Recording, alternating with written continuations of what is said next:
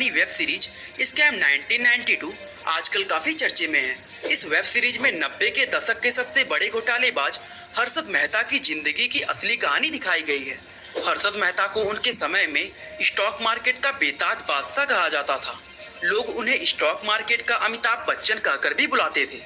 उनके बारे में एक बात बहुत पॉपुलर थी कि वो जिस शेयर को छू लेते थे वो सोना बन जाता था। लेकिन लोगों को जब पता चला कि जिसको वो स्टॉक मार्केट का भगवान समझ बैठे असल में वो एक बहुत बड़ा घोटालेबाज था, तो उनके पैरों के नीचे से जमीन खिसक गई थी। हर्षद मेहता ने लगभग 5,000 करोड़ का घोटाला किया था, जो भारत की स्टॉक मार्केट में हुआ अब तक का सबसे बड़ा घोटाला माना जाता है। और आज की हमारी इस वीडियो में हम हर्षद मेहता के जीवन और उनके द्वारा किए गए घोटालों के बारे में जानेंगे। तो चलिए अब इस रोमांचक वीडियो को शुरू करते हैं। दोस्तों, ये कहानी 29 जुलाई 1954 को शुरू होती है, क्योंकि इसी दिन गुजरात के पनेली मोती में रहने वाले एक छोटे से व्यापारी परिवार में हर्षद मेहता का जन्म हुआ था। हर्षद के जन्म के कुछ समय बाद ही उनके पिता शांतिलाल मेहता अपने परिवार के साथ मुंबई शिफ्ट हो गए थे, जहां उन्होंने अपना टेक्सटाइल का छोटा सा बिजनेस शुरू किया। काफी कोशिश करने के बाद भी ये व्यापार नहीं चल पाया, जिसके कारण उनकी फैमिली छत्तीसगढ़ के रायपुर शहर में शिफ्ट हो गई। दोस्तों, हर्षद के पिता ने रायपुर में अपना बिजनेस जमा लिया और इसी शहर में हर्षद ने अपना बचपन और स्कूल की पढ़ाई पूरी की। हर्षद को क्रिकेट का बहुत शौक था, जिसके कारण अपनी पढ़ाई में वो कुछ खास नहीं कर पाया।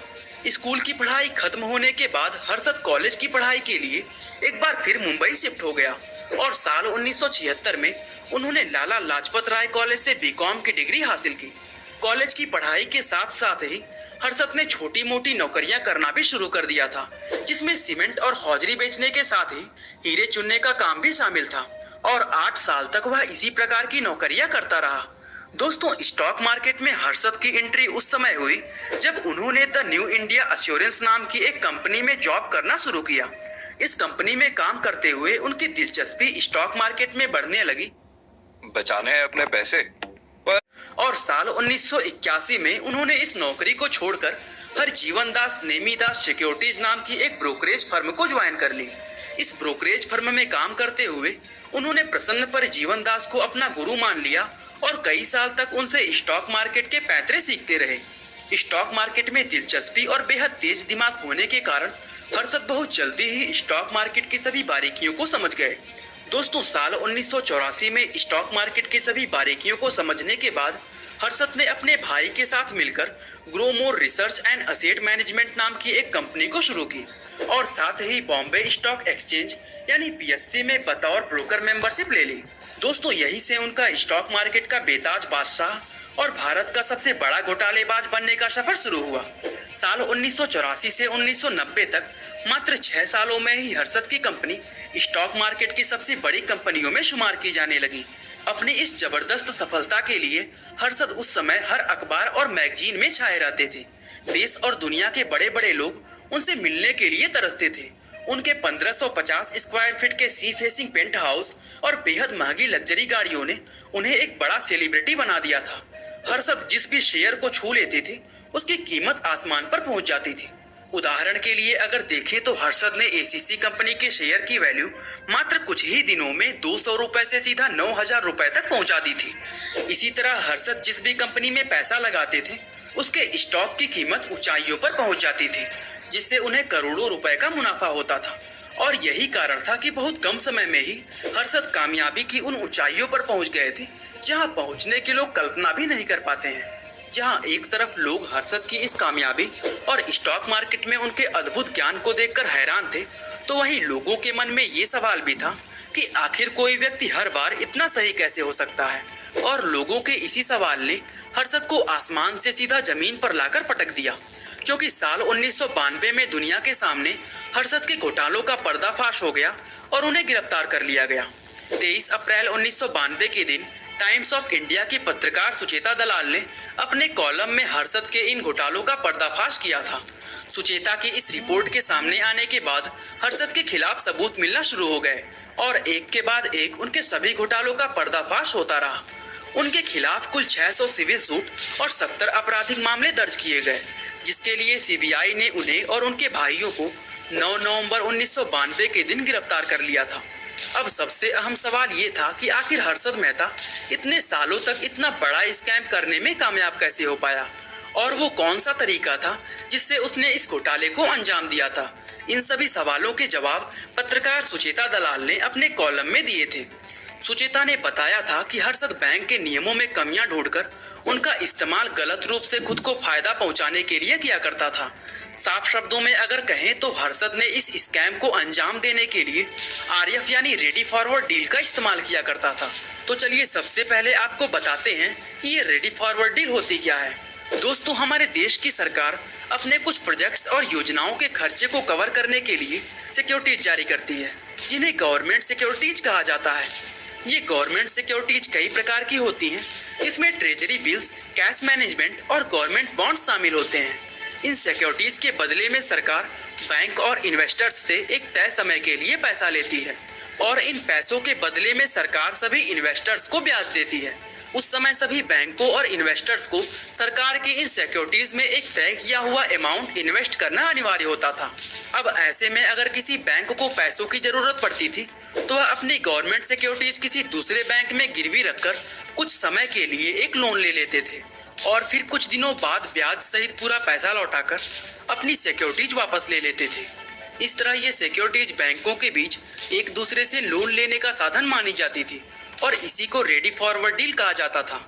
इस डील में दोनों बैंकों के बीच कुछ लोग दलाली का काम किया करते थे। इन दलालों का काम सिक्योरिटीज बेचने वाले बैंकों के लिए खरीदार और सिक्योरिटीज खरीदने वाले बैंकों के लिए सेलर ढूंढना हुआ करता था। इस काम के बदले में दलालों को बैंकों से अच्छा खासा कमीशन मिल जाता था। हर्षद मेहता भी बैंकों के बीच दलाली का ये काम किया करते थे, लेकिन उन्होंने इस बैंकिंग सिस्टम के अंदर कुछ खामियां ढूंढ ली थी, जिसका फायदा उठाकर वह गलत तरीके से पैसे कमाने लगे थे। दोस्तों, हर्षद जब किसी बैंक की सिक्योरिटीज के बदले किसी दूसरे बैंक से लोन का पैसा लेते थे तो वह उस पैसे को बैंक को देने की बजाय स्टॉक मार्केट में लगा देते थे, जिसके कारण उस कंपनी के स्टॉक का मूल्य बहुत तेजी से बढ़ने लगता था।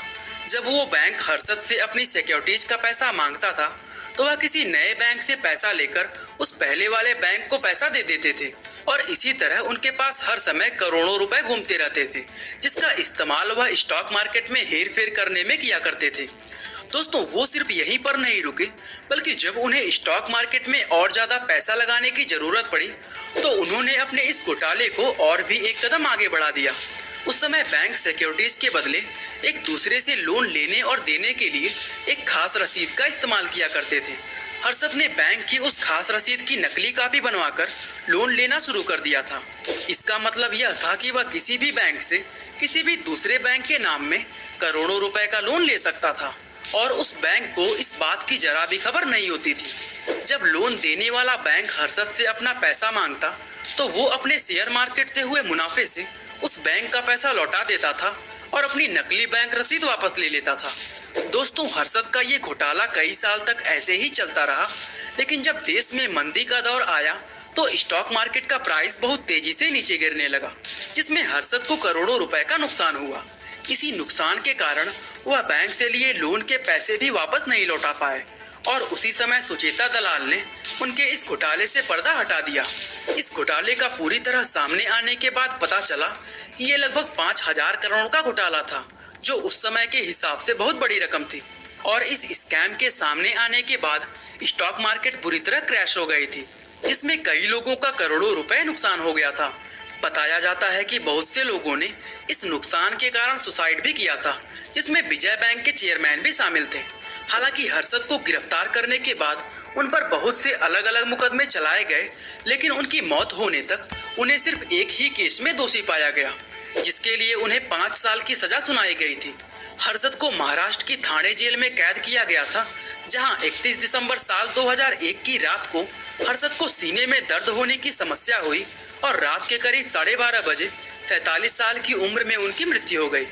दोस्तों, आज हर्षद द्वारा किए गए इस स्कैम को लगभग 30 साल बीत चुके हैं, लेकिन आज भी ये भारतीय स्टॉक मार्केट का सबसे बड़ा स्कैम माना जाता है। बाकी आज के लिए बस इतना ही। उम्मीद है आपको हमारी आज की यह वीडियो काफी पसंद आई होगी। और दोस्तों, ऐसे ही इंटरेस्टिंग वीडियोस को लगातार देखने के लिए हमारे चैनल को लाइक, शेयर और सब्सक्राइब करना बिल्कुल ना भूलें। आपका बहुमूल्य समय देने के लिए बहुत बहुत धन्यवाद।